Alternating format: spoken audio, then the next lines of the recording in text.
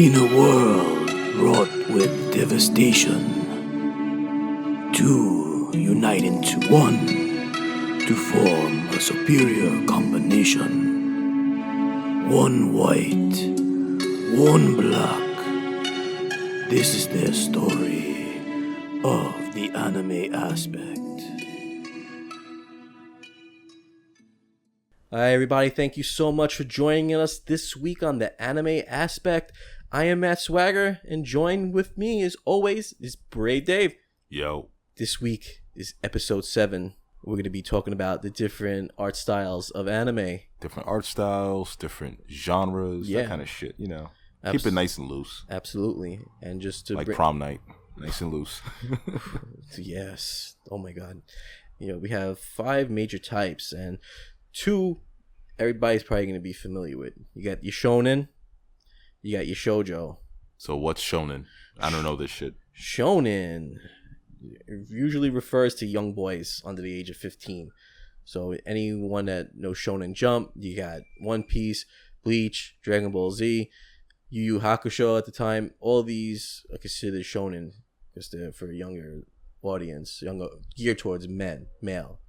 Okay, so is that referring to like action shows and shit like that? Yeah, in terms of what you just like mentioned. Yeah, it's like a lot of these anime and manga have a young male hero and a focus on action, adventure, and fighting. Okay. But there's comedies and the series with female protagonists are becoming more common. So that's shonen. So what else you got? We got shoujo, which is loosely translated as young girl. So like Sailor Moon. Absolutely. Sailor Moon is probably like the only anime that I know that's like geared towards for girls. It's like, definitely it's the female counterpart to shonen. Right. So these anime and manga are aimed at girls between the ages of 10 and 18. So they tend to focus on romance, interpersonal relationships, and they don't necessarily have to have action or adventure. So it works with male homosexual love stories as well, just to throw that in there.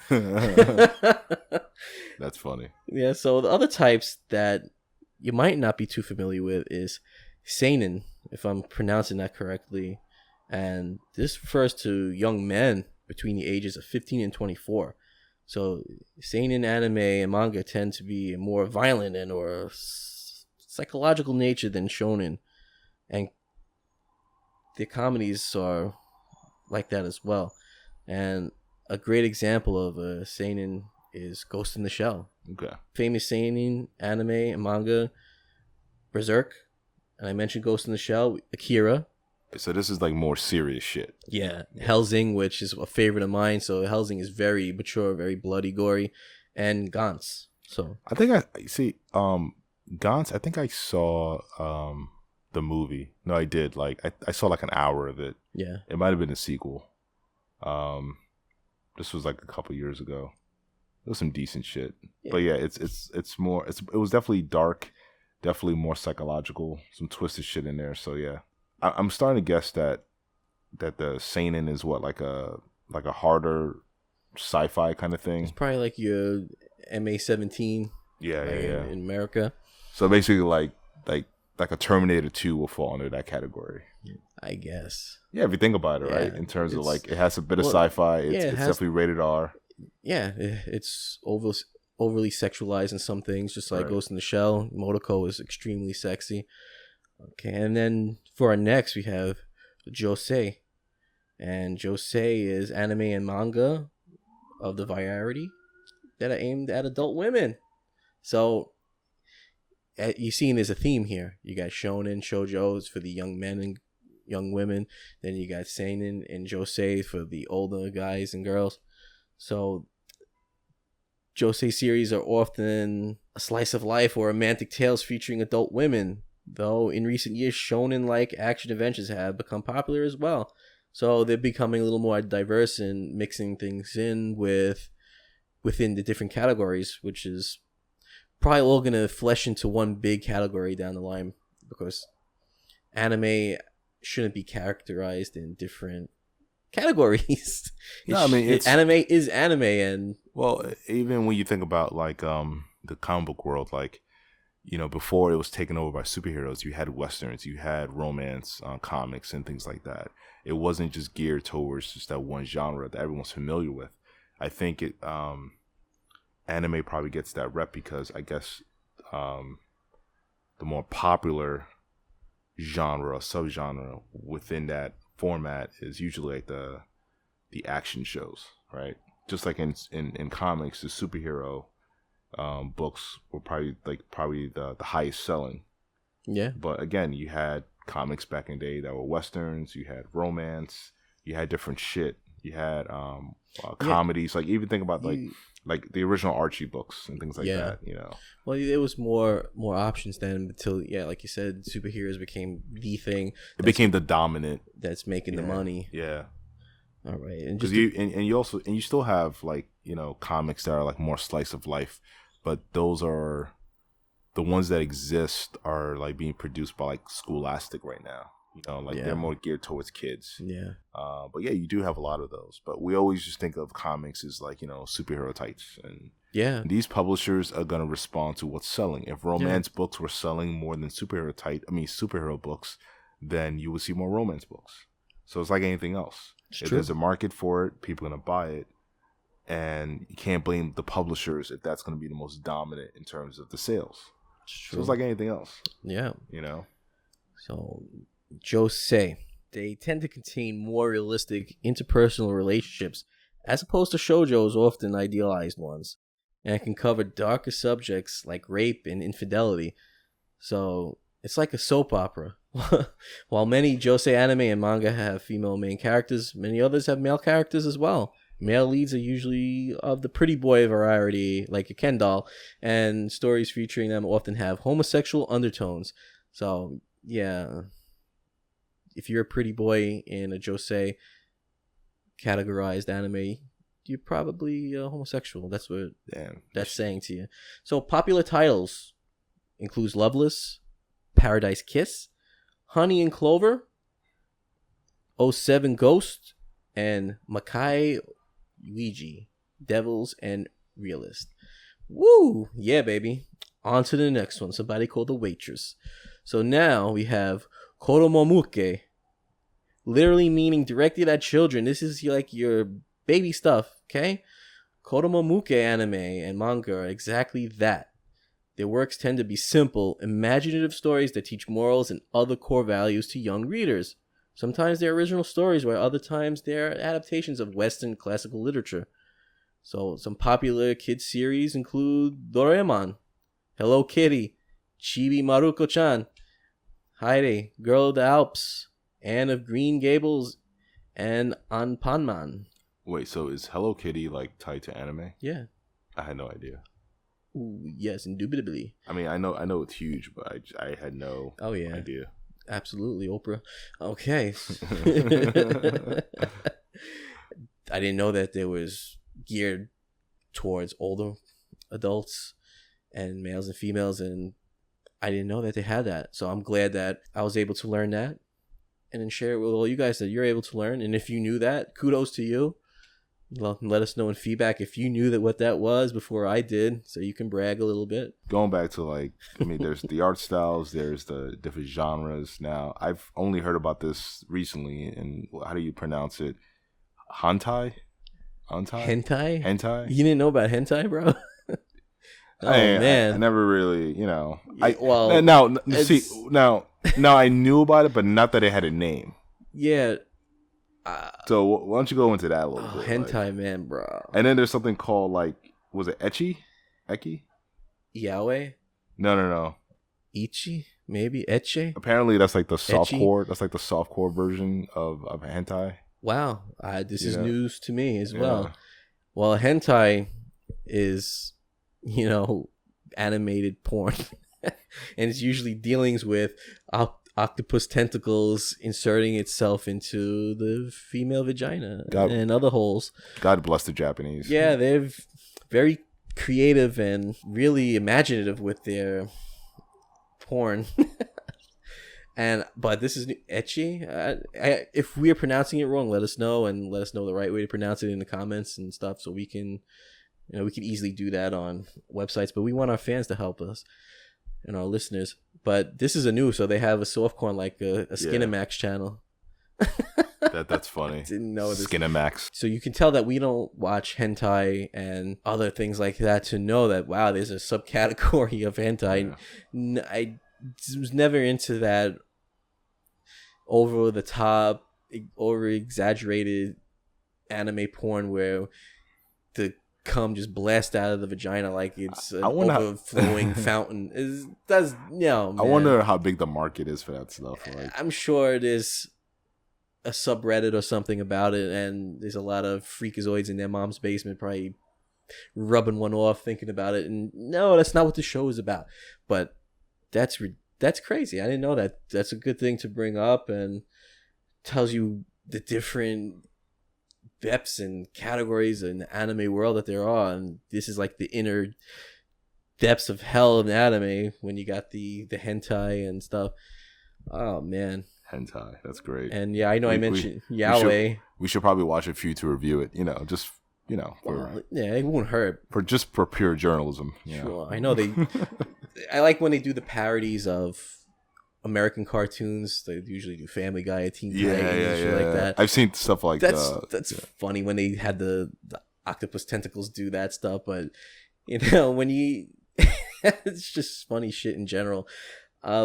But yeah, I brought up yaoi if we were talking about hentai and ecchi, whatever it's called, pronounced. Yaoi is like the homosexual version. Yeah. So they got all their bases covered too, just like we have our bases covered with all our platforms that you can listen and watch us on. They have all theirs covered for the different demographics. They have the homosexual, they have the Skinamax version, and they have the hardcore tentacle up your ass and coming out your nose type of stuff.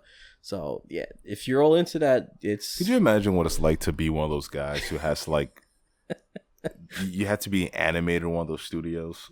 Like, think about it. They're sexually deprived that they come up with that shit. I mean, but like, think about it. These guys, and this is all hand drawn. This is not 3D stuff. No way. Like, they're doing like, this is like sick imagination coming to life on paper, man. Yeah. It's like, unless they have some taskmaster over them with a fucking yardstick hitting them. You better draw this dirty stuff, or I'm gonna break your fingers. I'm just wondering how much of this is actually produced. Because this takes a while to put together. You know what I mean? I don't know. That's something that we can investigate and probably touch on in another episode and see what the success rate of hentai and how long it takes to produce, and is there a market for it? And there has to be. There has to be, dude. It's funny. Like even if you go into Pornhub, they have a hentai section. Like, yeah, I wonder how many clicks a month that one gets. You know what I mean?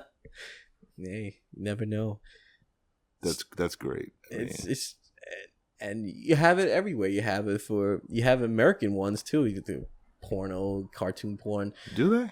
Yeah, are the American cartoons? I'm sure. Yeah, definitely. Even if it's fan made or not, but I've seen like a lot of the fan made, like the ones involving the Flintstones and the Jetsons, and like it's usually like they're just a family banging each other, which is like kind of weird, like the incest and taboo. Yeah, right. Yeah, because that's what's usually what's frowned against, and what you're told not to do is more exciting. So when you do it, I guess that's what they're going for. They're going for that excitement. Oh, we shouldn't be doing this. It's wrong. But why does it feel so right? Shit like that. Yeah. So yeah, that's pretty nuts. But just getting to the different art styles, like okay, so I mean, I still don't think that Dragon Ball Z looks anything like Cowboy Bebop. But like, you also look at an anime like Yu-Gi-Oh. Okay. And one of my favorites. You like Yu-Gi-Oh? The original, yeah. Really? Mm-hmm. Seto Kaiba. See, I never got into Pokemon. I never got into Yu-Gi-Oh. No, I like Yu-Gi-Oh way more than I like Pokemon. Yu-Gi-Oh was like real life. What was it about though? I have no idea. It's about a trading card game, Duel Monsters, but it had supernatural elements to it because originally the Duel Masters was a game that took place in ancient Egypt, and it's a lot of history with it. And the pharaoh got stuck inside the Millennium Puzzle, which Yu-Gi-Oh puts together, and then they become one. He's fused with the pharaoh's soul, which is Yugi Yami, or Yami Yugi. My bad, Yami Yugi, which is funny. They both have the same name because that's probably his reincarnation. La da da. Right. But in present day, it's a trading card game, and they duel like you would Pogs and whatever back in our time and shit. And Seto Kaiba, which is Yugi's rival, he's very rich. He's a teenager that has his own company, of course, because what Japanese school student doesn't have their own company, right? And have millions of dollars and chauffeur and everything up the ass. And he invented a program which brings the monsters to life in a holographic version. So that's what Yu-Gi-Oh is, man. It's just battling holographic monsters until your life points get drained and you lose. But it's entertaining. I liked it, and the aesthetic, like aesthetically, it looks like what most people know what it is, like know or identify as anime. Like, cause you look at some of the characters and their eyes are like huge. The hair is all over the place, different color. Right. Yeah, you know right away that's an anime. It's not something no American artist put their pencil to the paper to do. Right. Not at all. But you look at certain animes and like some of the art style is a little more conservative, in my opinion. I think Cowboy Bebop looks a little more conservative in terms of... It looks more Western. Oh, definitely. Yeah, because the eyes are more rounded than huge. And I can appreciate that for it being from that time period early on in anime time. To be so depicted westernly but still be Japanese at the same time. Right. We also have a show like, we could, just for comparison, we could bring up Dragon Ball Z. Now I felt like that was a little more stylized in terms of like art style. With anime, I always look at the eyes first. Yeah. Right.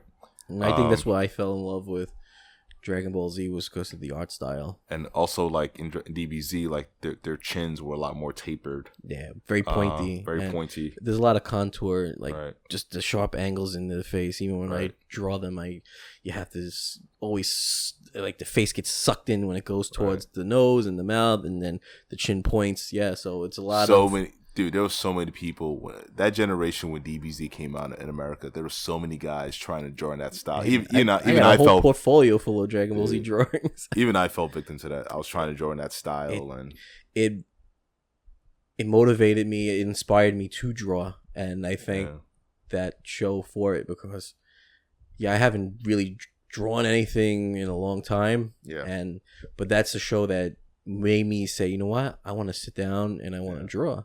And I would just look at my posters, look at, like, I had cards, and I would just look at the stuff and I would just draw it. And most of the time it came out looking almost exactly like what I was looking at. So I was pleased. And again, it made me feel better about me. Like, wow, I really can't draw from my head and stuff, but here's something that I really love, and it gave me a passion to put it on paper. And the secret to drawing from your head is you have to do a lot more life drawing. The problem is, like, a lot of guys like us, we grew up reading comics, manga, watching cartoons, anime, whatever it is, and you're trying to spend so much time replicating that style that when it comes time to kind of do your own stuff, you're either being handicapped by that style that you're trying to replicate, or you're not able to, create your own thing because you haven't drawn from life yet. So if you do a lot more life drawing, it's going to be a lot easier for you to actually create your own like characters and things like that. Yeah, because then you have your own style. Right. And the problem is everyone is too worried about style in the beginning. You know what I mean? Yeah. It's like anything else. Like with certain writers and certain artists, it's like they're so worried about style that they're not focused on the actual content. Yeah. Style is the last thing that you need to worry about. Style is something that needs to be developed organically. But you find that most people are trying to force it with style. Like, I remember when I made my first short film in film school, I was like, oh, what style am I going to use? Like, don't worry about that shit yet. You know what I mean? Like, once you develop your style, that's great. Yeah. Right? But a lot of your style depends on what you've been able to study. Don't just study one thing. Yeah. You know what I mean? You can study from life. You can study from other cartoonists and illustrators. And, growing up, Jim Lee was my favorite artist. Yeah. Everyone still remembers the covers that he did for those X-Men books. That's the quintessential X-Men. Right. I mean, that was like, because Jim Lee had a very dynamic style. Yeah. And then what happened was there became like a huge marketplace for that style, and every publisher, and this is a fact, every publisher wanted their artists to draw the way Jim Lee did. And that's when it became kind of diluted and everything, because everyone's trying to replicate it, but hey, just drawing your own way. That's it. And then until everything got watered down and you don't really see right. his style anymore. Right. And he doesn't even really draw in the same kind of way. It's like his style matured a bit. Yeah. The last good piece of illustration that he did, in my opinion, was for when he did Batman Hush. Yeah. That was back in 2003. That was amazing. I love when he does Batman. Yeah, when he does Batman is awesome. And then after that run, he did the Superman book with I think Brian Azzarello wrote it.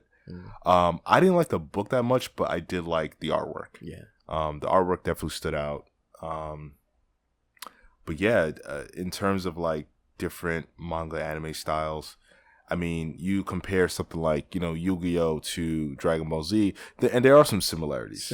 But they're really on the opposite sides of the spectrum at some point. I think Yu-Gi-Oh is a lot more stylized, a lot more heightened than it's a further extreme. It's very colorful because it needs Right. it, because it's an anime and manga about a trading card game that comes to life. But it's all relative to the story. Yeah, Right. yeah. But again, they it's need that over the right. top stuff sometimes to attract people. But it's a lot more. Again, I could look at those two. Like if you compare the DBZ to Yu-Gi-Oh, you see some similarities, but it kind of looks like Yu-Gi-Oh kind of looks like DBZ on steroids a bit. It's a lot more heightened in that sense. And you can even Yu Yu Hakusho, another favorite of mine, another great anime manga, and that I associate that closely with Dragon Ball Z. It's from the same time period.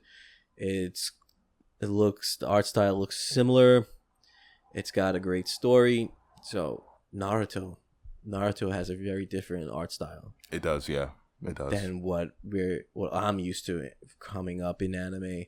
So you have Yu Yu Hakusho, DBZ, Yu-Gi-Oh, Cowboy Bebop. Let's name something that's really different, which would be something like Lupin the Third. Oh boy, yeah. That art style is a lot different, and I think that's great that it's not. I feel like when it comes to anime, and again, I don't pretend to be like this, anime know-it-all. I'm really not, but I've seen a lot of different styles, and I kind of feel like people always identify anime as just being one style, but there's actually many styles. There's different. Every you know anime by who is drawing it, and that's that person's particular style. And Kishimoto, who does Naruto, anything that Kishimoto does is going to look similar to what Naruto looks like. Right. And if you want to talk extreme, really out there art style, take a look at One Piece. I don't know if you ever seen One Piece. No, I haven't. It's the longest running manga right now in Shonen Jump. It's extremely popular. God, it's man, I don't know how many years now. It's going and going, and it doesn't seem to end, because the beauty about One Piece, its story continues to evolve and just adapt with the times. I'm looking at some One Piece artwork. Okay, so I've definitely seen some of these illustrations before. Yeah, I didn't know what it was. Yeah, One Piece is a really cool anime. It's about pirates and superpowers, and again, the story just keeps evolving. That's why it's able to continue on and keep going. It's mega successful. Some of the stuff looks really good. But that's a great example of a way out there type of art style, because you ain't seeing anything like One Piece. You got a lot of things that are similar, and you have things that differ. But One Piece is on a whole nother level when it comes to the art style and the story. Nice. So that's a prime example, and all the One Piece fans out there that you know what I'm talking about, and people that haven't seen One Piece, that's an anime that you should definitely start getting into. If it's on Netflix, I'm not sure, but you got Crunchyroll and any other legal means of watching. I would suggest doing that. What do you think about an art style for something like Trigun? Trigun, yes. Trigun's art is similar. That seems a little more similar to Cowboy Bebop. Very Western influence. The eyes are a lot smaller. And I would even closely match it to Bleach, even though they're from different time periods. Right. I would put that very close. It's not exact, but it's similar in ways. And again, people that know Trigun, know Bleach, you'll see what I'm talking about. Bleach is very over the top with its fashion and its colors and its detail until it just declined over the years because of, again, the hardships that the mangaka go through when you work for Shonen Jump. Now, I've heard stories, even Tite Kubo himself was interviewed, and like he'll never work with Shonen Jump again because of how like it's very hard to have a life and to make anime and manga because they want you to consistently put out chapters, and it takes like half a day to do a page, just a page. So is Shonen Jump like one of the production companies or publishers? Or? Yeah, the publisher. Okay, so it'll be like the Marvel over there, or DC over there. That's right. If you're in Shonen Jump, you made it. So, but Bleach used to be like number one, and then it started going down and down, and then you see like in the covers, you'll see Ichigo's face being pushed back into like the crowd. It used to be front and center. So, but One Piece has taken the crown, and it's been going on for years as like the number one manga in Shonen Jump. It's crazy. One Piece is. You know, I've read some stuff recently about the animation industry in Japan. Yeah. It's not as glorified as we think it is. No, not at all. And I know there was like one American, I think I sent you an article. You did, yeah. That had a bad experience over there, and I would love to get him on the show. I got to try to reach out to that guy. And let's be fair here. Even in the American animation industry, it's rough. You talk about long hours. Even the recent movie Sausage Party, there was a huge article that came out. It detailed how these guys were being overworked. They were being underpaid. Ooh. They weren't given any overtime. Seth Rogen, you're in trouble. Yeah, I mean, and you know, this was a story that came out the weekend of the movie. It's basically the movie made some pretty good money. It didn't really cost. Basically, if you look at the production budget of that movie, it was pretty low. Yeah, and I could see why, because they basically had these guys working overtime without paying them properly. Yep. So as far as I know, there's supposed to be some kind of lawsuit going on over that. Jeez. You gotta pay these guys their money. That's true. So I don't want it to be like where people think, oh, that's something that just goes on in Japan, but the same thing happens over here. You talk to any former Disney animator, and they're not gonna have the best stories, and a lot of those guys were known for having like drinking problems. Yeah, well, you need something to help you right. get through the hard times. We recognize the pain, and hopefully things change for the better and things get easier, and you're able to have some sort of social life and normal life and a decent working wage that you're able to live. But touching back on One Piece, it has been serialized in the Weekly Shonen Jump magazine since July 19th, 1997, with chapters collected into 82 tankoban volumes. So that is major right there. That's what you can take to knowing how successful an anime is by its place in Shonen Jump. So Bleach steadily declined, and Bleach used to be up there. How many manga publishers are out there? Around 30 plus manga publishers. Holy shit, that's a lot. In Japan. So let's see, over here we have Marvel, we have DC, we have Valiant, we have Image, we have Dark Horse, we have Boom Studios.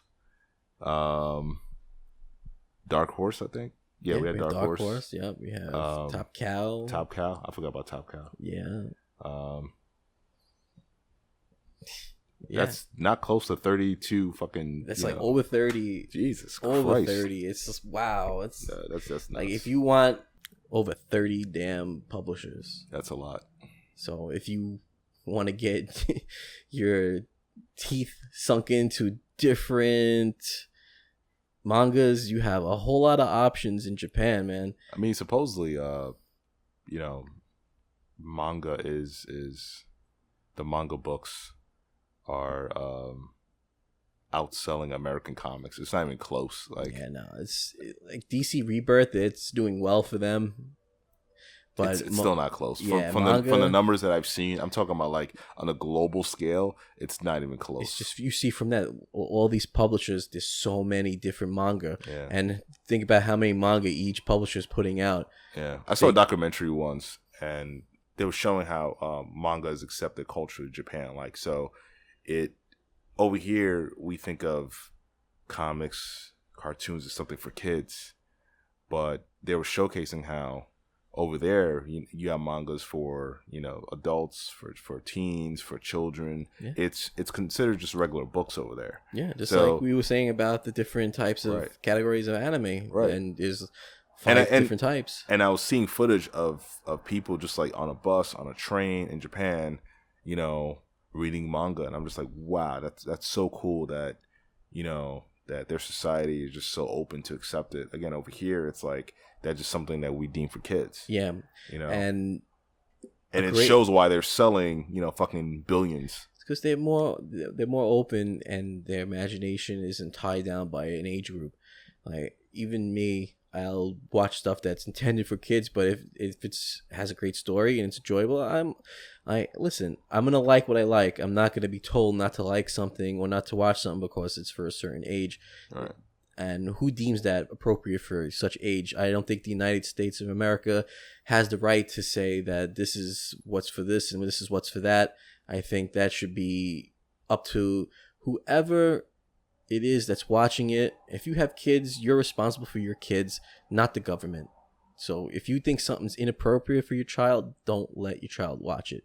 If you see nothing wrong with it, if it's a happy-go-lucky story that doesn't have to deal with heads getting chopped off and stuff like that, let your kid watch it. That's all, we can't be so uptight, overly sensitive, and so politically correct. It's just nauseating. Just live your life, have fun, respect one another, and just go on with your lives. That's it. But if you're a big, huge fan of manga, you love it. It's a great place in Manhattan, Kinokuniya Books. It has direct imports from Japan. If you want your manga in Japanese, you're going to get it there. If you want it in English, you're going to get it there. If you want cool posters, action figures, model kits, you're going to get it there.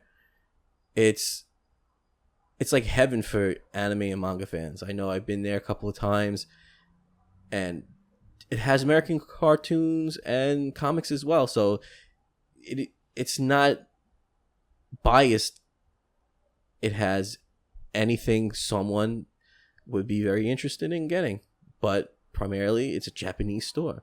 You're gonna have little trinkets there. You're gonna have different kind of books. It's not just anime and manga. It's really an import bookstore from Japan. It's like having a piece of Japan in here in New York City, and it's great. It's nice to get in, get a little bit of the culture from Japan, escape this crap that goes on in the city and everything, and just unwind, look at a great book. They even come wrapped in plastic, something I really love. It helps preserve the book. People can't flip through it and wrinkle it because they want to read it for free, like you do in Barnes & Noble. I just love everybody sitting down in the manga aisle just reading. Like, how is that acceptable? How are you not told to leave or buy the book, get out? Because why? I don't know. Listen, they're trying to keep people in the bookstores, not kick them out. I'll have them pay for it first because you're in my way. I want to go and look at something, not see the fat pig eating chips and go ahead and getting their greasy fingers now on the printed pages of the manga. They closed down Borders, right? Yes, they did. And they had one very close to me. And that's where I went and got all my Death Note manga from. Yeah. I really liked that bookstore. Again, I like books. I'm not against books, so that was something nice to have, a bookstore very close by, and to get my manga fix. And it was a watered down Barnes and Noble, but it served its purpose. And I was sad to see it go.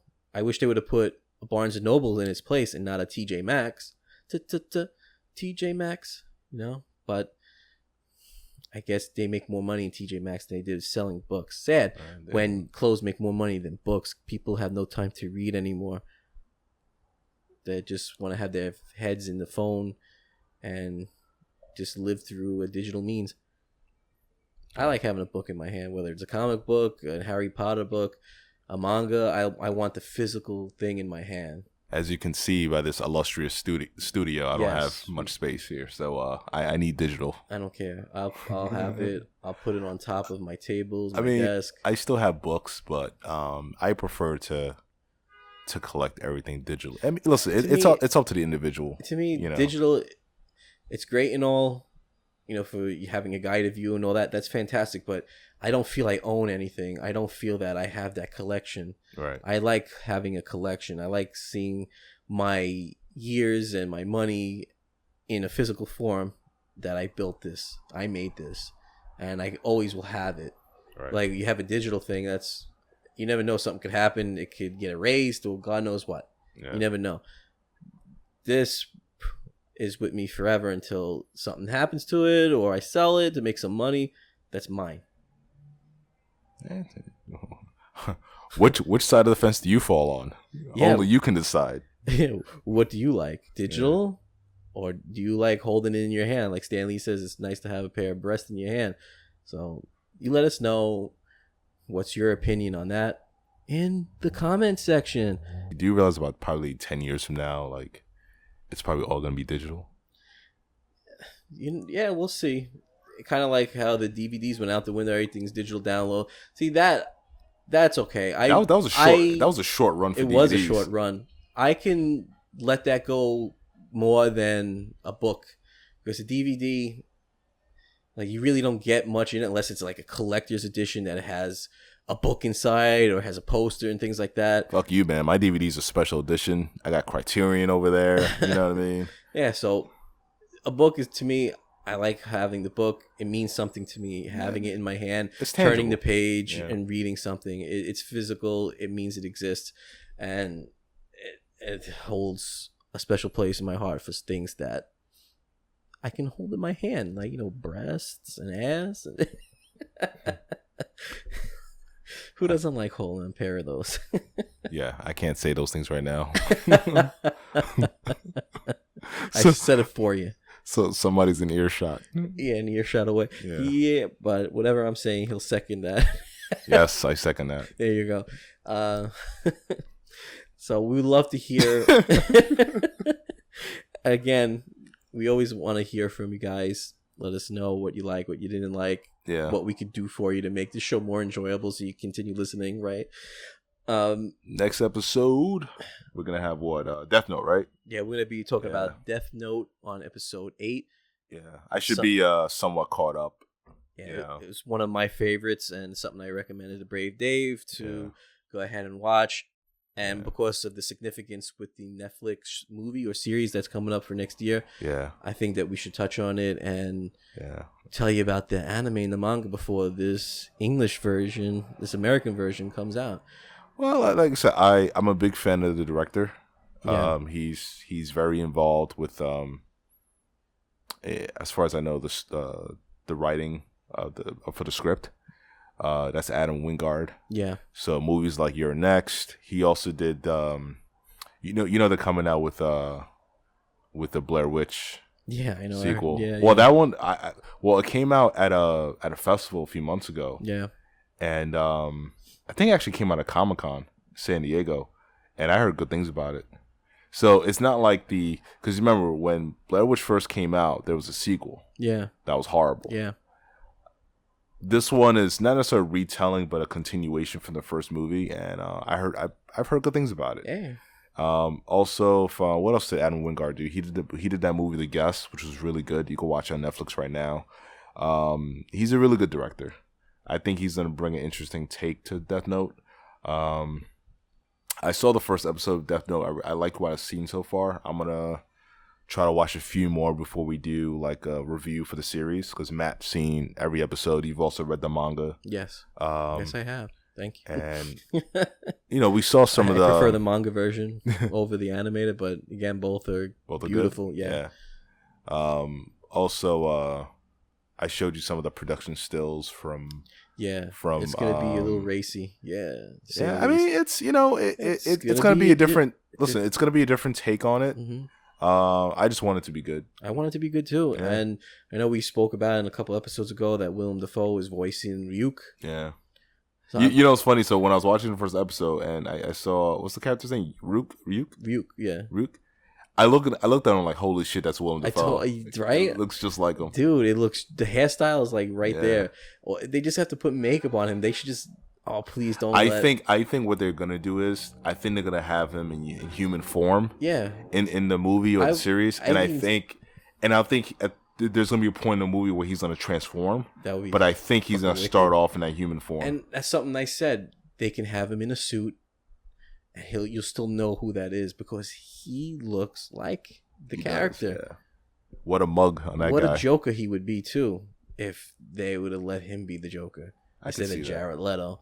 Yeah, it would have made more sense for Affleck to have a Joker more in line with his age, or a little older. Right. He has that sinister look. I don't care for a gangster boy with a grill and stuff. I know why he has it. That was stupid. Because Batman beat the snot out of him and stuff, so he had to get fake teeth. I don't care. That's not the Joker to me. Yeah. Any case, so far, I'm liking that they cast Willem Dafoe. Very big fan of him. I feel that if he's signed this, he's on board with this, it must be good. It must be to his liking, or he might just need a check. He likes the money then, and a lot of people like Hollywood money, but so do I. Yes, and definitely reach out to us if you want us to, promote one of your films. But Willem Dafoe, if he's on board, I'm definitely psyched about it. And again, we spoke about different art styles, different shows that imply what was similar, what's different, and what's just over the top out there. And to me, One Piece is the standard label of what over the top, different type of animation style there is right now, and it's hugely popular. It's been on the top for many years, and it looks like it's going to be there for many more years to come. So, but we want to know your thoughts about it. What do you think about the different art styles? Which is your favorites? What shows that apply to these? Let us know in the comments. Leave us some feedback. Again, let us know what you thought about Willem Dafoe being casted as Ryuk. Are you excited? Are you outraged? Let us know. And we had a great time with this episode. Yeah, baby. On behalf of Brave Dave, I'm Matt Swagger. Thanks so much. And we'll see what happens on the next episode of the Anime Aspect. Peace. Peace out. Thanks, everybody.